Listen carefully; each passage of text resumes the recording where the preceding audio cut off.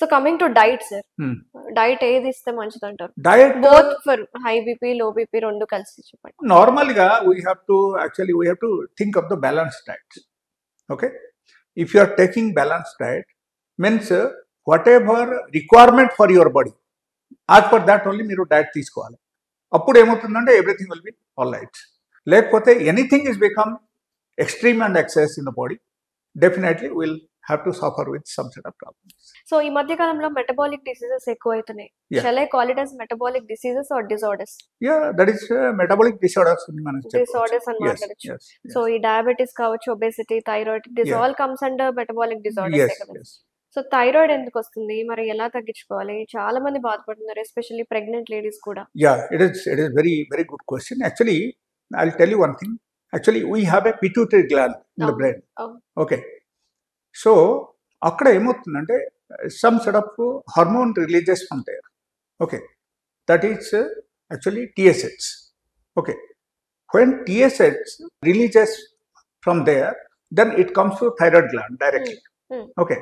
If your thyroid gland is not working properly, suppose maybe whatever reason, maybe because of some sort of infection, otherwise you are suffering with any sort of autoimmune disease or something like that, otherwise you have taken a lot of steroids, due to that your thyroid gland is affected, it's not functioning properly. Appudu emotundante it will not be converted into T4. Okay.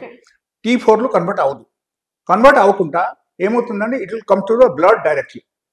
So ఎప్పుడైనా సరే మనకు blood వెసల్స్లో వచ్చేసింది అనుకో ఆ TSH level, అప్పుడు ఏమవుతుందంటే మనకు again we develop obesity, we develop different types of symptoms which is related to the hypothyroidism.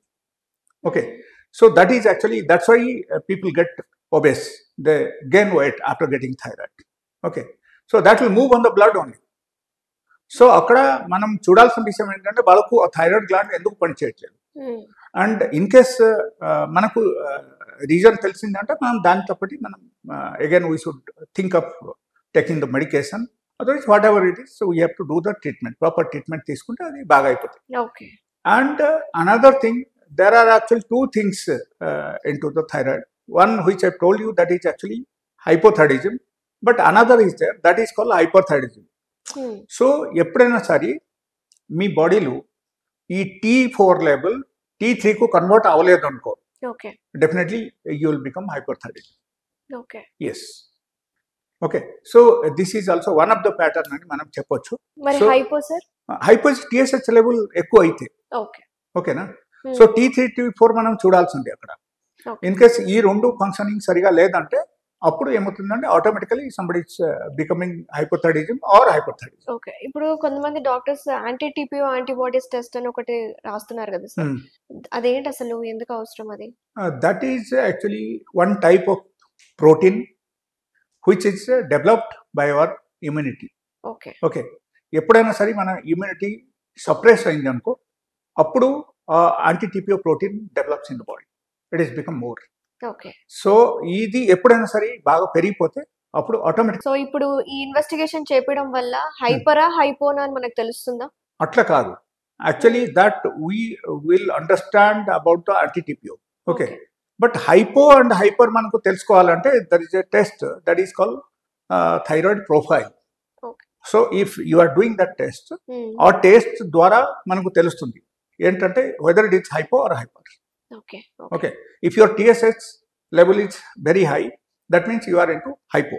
If your T3 T4 is very high, automatically this TSH will be low. Okay, so that happens in generally happens to every human body. So appudu emotundi, we should understand that it is only hyper. Okay, so usual ga thyroid ochindante ప్రతి ఒక్కరు పరగడుపున ఒక tablet వేసుకుంటూ ఉంటారు. అలాంటి జీవితకాలం వేసుకుంటూనే ఉండాలి, same అదే డోస్ కావచ్చు, ఎక్కువ డోస్ కావచ్చు, తక్కువ డోస్ కావచ్చు. సో అలా కాకుండా న్యాచురోపతిలో అసలు మెడిసిన్స్ లేకుండా డ్రగ్లెస్ థెరపీ ఏమైనా ఉందా థైరాయిడ్ కి? Definitely it is there, but one has to try for this. Okay okay, with patience somebody has to try. They have to change the lifestyle because it's one of the lifestyle disorder. So మనకు అక్కడ ఏంటంటే ఖచ్చితంగా మనం life style change చేయాలి. ఇక్కడ lifestyle మనం మార్చేస్తే automatically your thyroid gland will start functioning very well. So everything will become normal. Okay. So అప్పుడు ఏం చేయాలంటే డైలీ ఒకరు ఖచ్చితంగా 1 hour ఎక్సర్సైజ్ చేయాలి. ఓకే. ఈ 1 hour exercise gives us lot of different types of hormones in the body and apart from that muscle relaxation అవుతుంది. దానివల్ల ఈ మంచి హార్మోన్స్ మనకు రిలీజ్ అయితే మనకు ఒక ఫ్రెష్నెస్, ఒక ఎనర్జెటిక్ ఫీల్ వస్తుంది అన్నమాట మన బాడీలో. అప్పుడు then we feel more healthy. Okay. And here I'll tell you like a very important thing is the fasting. If you are doing fasting, at least once in 15 days, you can control your thyroid, maybe any sort of thyroid, maybe a hypo or hyper. So it will be controlled in just 2 months or 3 months, maximum 3 months అన్నమాట. అంటే 3 months లో complete గా తగ్గిపోతుంది, complete గా పూర్తిగా normalise అయిపోతుంది. But the fasting has to be done in a proper way. ఎలా కాదు ఆర్డినరీగా మనం ఏదో ఒక విధానంగా చేసేసి ఏదో ఒకటి తినేసి చేయడం అది కుదరదు. ఫాస్టింగ్ అంటే కొంతమంది వాటర్ తీసుకుంటారు, కొంతమంది ఫ్రూట్స్ తింటామంటారు. Here it is not like that. I will suggest them like if somebody wants to get cure without any medication, then వాళ్ళ ఎక్సర్సైజ్ 1 hour చేయాలి. ఫాస్టింగ్ ఎవ్రీ 15 days కు ఒకసారి ఒక రోజు ఫాస్టింగ్ ఉండాలి. Complete fasting without taking any food or milk, lassi or cool drinks or maybe juice or fruits, all these things you have to avoid.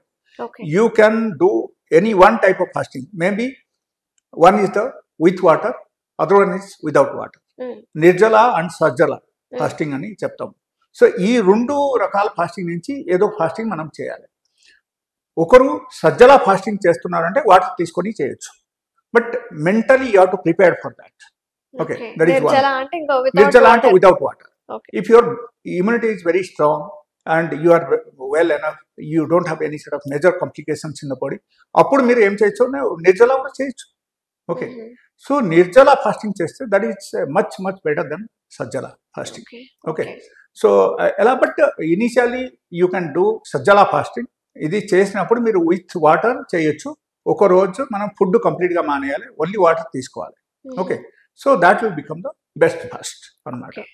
So ఈ type fasting చేస్తే మన బాడీలో autophagy జరుగుతుంది. అండ్ ఈ ఆటోఫేజీ ఎప్పుడైనా సరే జరిగితే ఆటోమేటికలీ మనకు గ్లాండ్స్ అన్ని బాగా పనిచేయడం మొదలు పెడతాయి. న్యూ సెల్స్ అన్ని డెవలప్ అవుతుంది, న్యూ ఆర్బిసిస్ డెవలప్ అవుతుంది. అండ్ దాని ద్వారా ఏమవుతుందంటే మనకు ఒక హెల్దీ ఫీలింగ్ వస్తుంది. అండ్ దాంతోపాటు మనకు ఒక ఎనర్జెటిక్ ఫీలింగ్ ఉంటుంది. And suppose you are working for 10 hours, 12 hours without food also, nothing will happen to you. Okay. So these are the things normally happens.